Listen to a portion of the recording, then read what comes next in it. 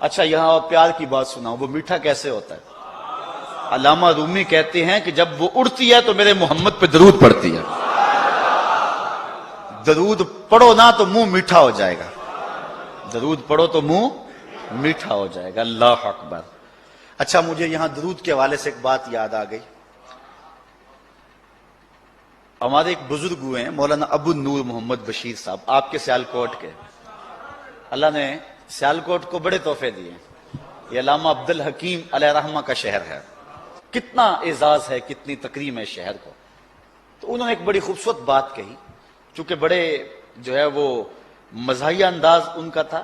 انہوں نے اپنی کسی کتاب میں لکھا کہ عرب میں رواج یہ ہے اور عرب کا انداز یہ ہے کہ جب دو آدمی لڑ پڑے نا کسی معاملے میں، تو تیسرا آدمی گزرے نا تو ان کو وہ لڑائی سے ہٹانا چاہے تو وہ کیا کہتا ہے؟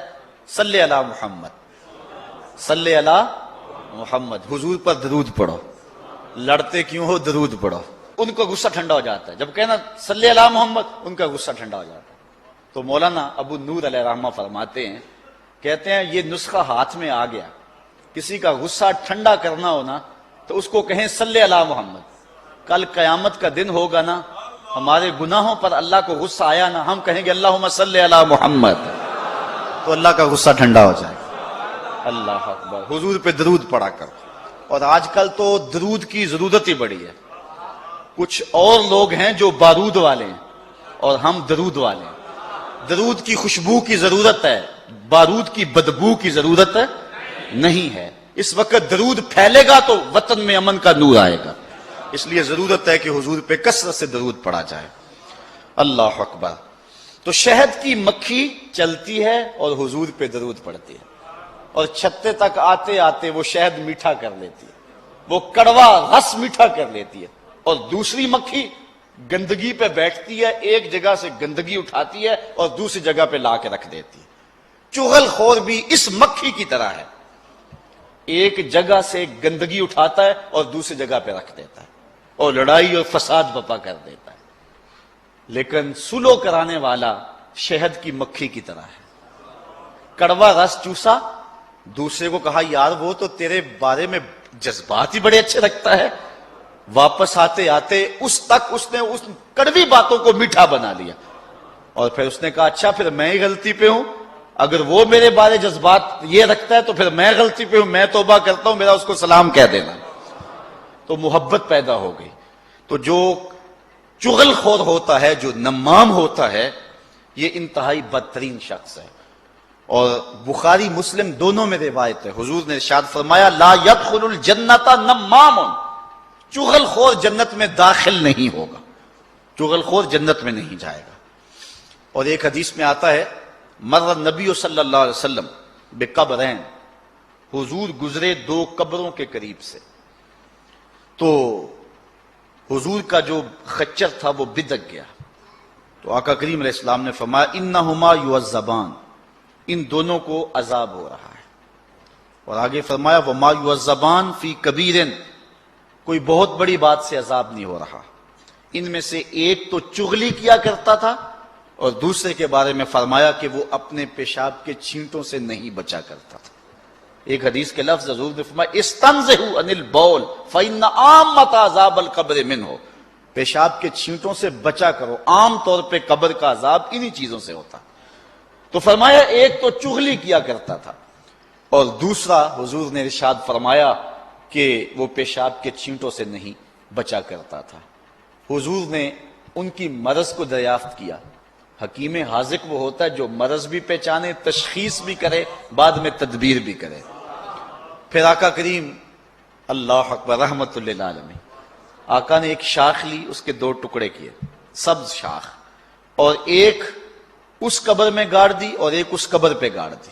فرمایا جب تک یہ سبز رہیں گی اللہ کی تسبیح پڑھتی رہیں گی اور ان سے عذاب رکا رہے گا۔ میرے والد گرامی اللہ ان کی قبر پہ کروڑوں رحمت نازل فرمائے، آپ فرمایا کرتے تھے جو حکیم ہوتا ہے کامل حکیم، وہ عارضی علاج نہیں کرتا، پکا علاج کرتا۔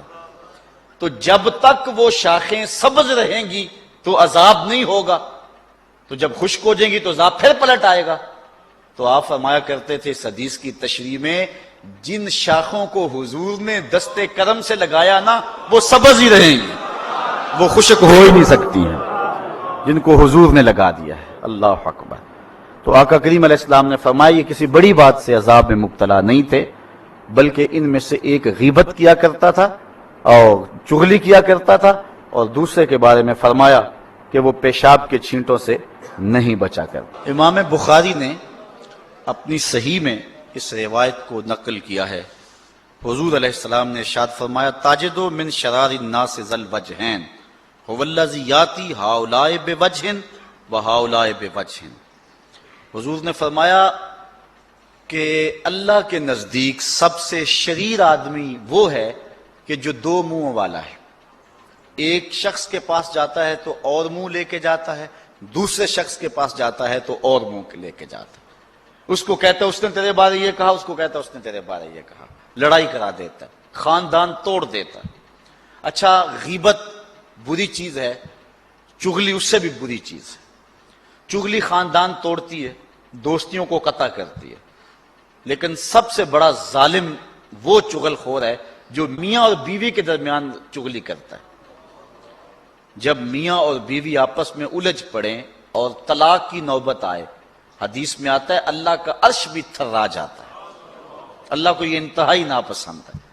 تو جو شخص غیبت کرتا ہے اور چغلی کرتا ہے اور خاندانوں کو لڑاتا ہے، دوستوں کو توڑتا ہے، ان میں سے بدترین شخص وہ ہے کہ جو بیوی کو خامند کی بات بتائے اور اس کے خلاف بات کرے، اور جو ہے وہ خامند کو بیوی کی اور بیوی کو خامند کی، اور اس طرح دونوں کے اندر تفریق ڈال دے۔ تو اس کے پاس اور منہ لے کر آیا، اس کے پاس اور منہ لے کر کے آیا۔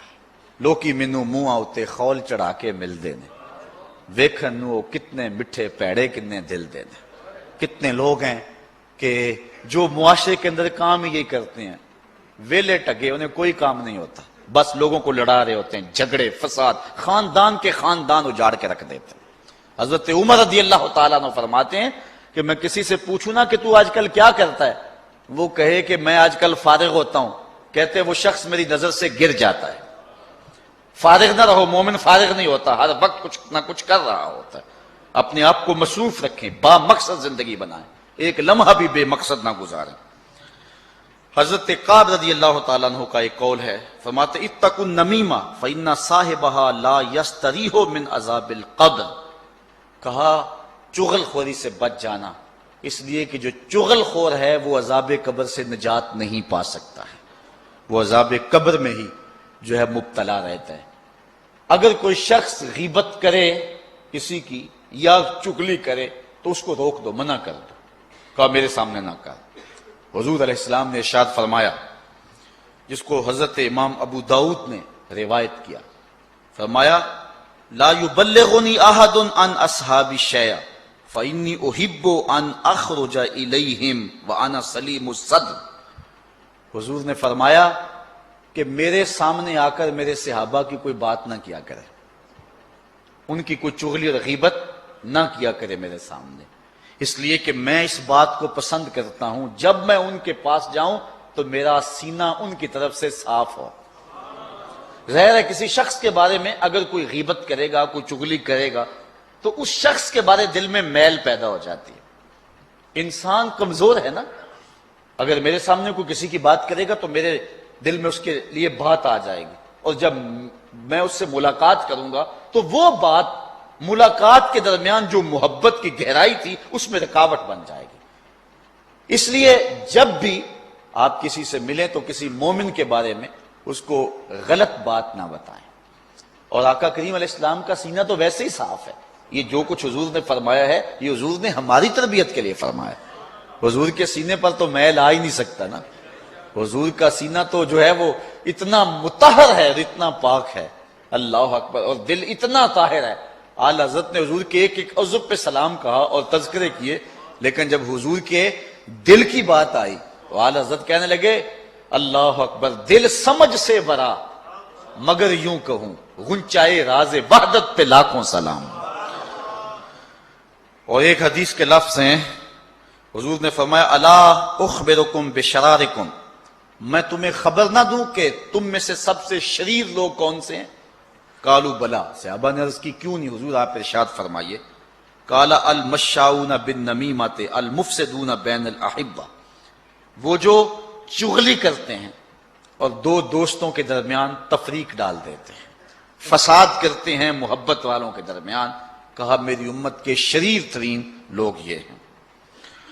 امام غزالی نے ایک بات لکھی ہے، آپ فرماتے ہیں غیبت کرنے والا، چغلی کرنے والا اگر چغلی سے توبہ کر لے، اگر توبہ کر لے چغلی سے، پھر بھی جنت میں سب سے آخر میں جائے گا۔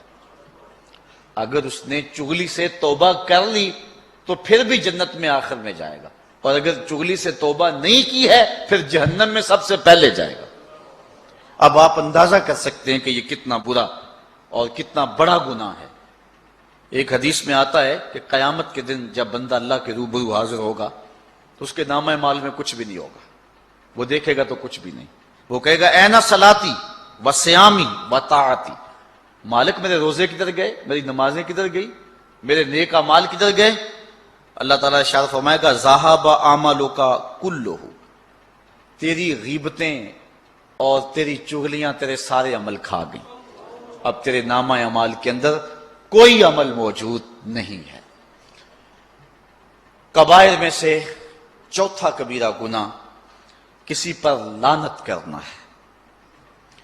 کوئی کتنا بھی گناہ گار کیوں نہ ہو اس پر لعنت نہ کرو۔ حضور نبی رحمت صلی اللہ علیہ وآلہ وسلم نے ارشاد فرمایا لعن المؤمن کا قتل ہی، مومن پر لعنت کرنا ایسے ہی ہے جس طرح اس کو قتل کر دیا گیا، اتنا بڑا جرم ہے۔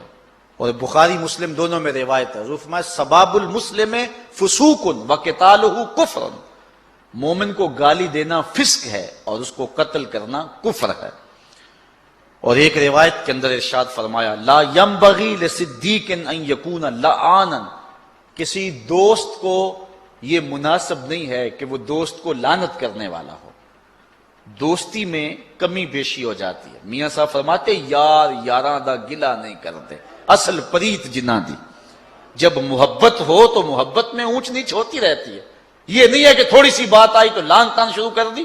لا ينبغي لصدیق ان یکون لعانا، کسی دوست اور کسی سچے کے لیے یہ مناسب نہیں ہے کہ وہ لعان ہو، وہ لعنت کرنے والا ہو۔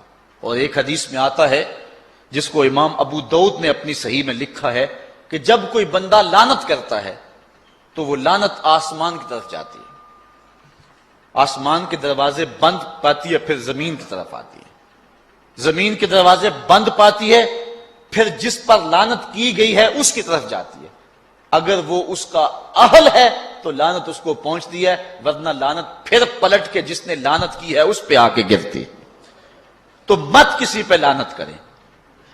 بخاری شریف کی روایت ہے، حضور کا ایک صحابی تھا، آپ جانتے ہیں کہ شراب بعد میں حرام ہوئی مدنی دور میں، پہلے بہت سارے لوگ شراب پیتے تھے چونکہ حرام نہیں تھی، اور زمانہ جاہلیت میں فخر و مباحات کے ساتھ شراب پی جاتی تھی۔ چند لوگ تھے کہ جو زمانہ جاہلیت کے اندر بھی شراب سے بچے ہیں۔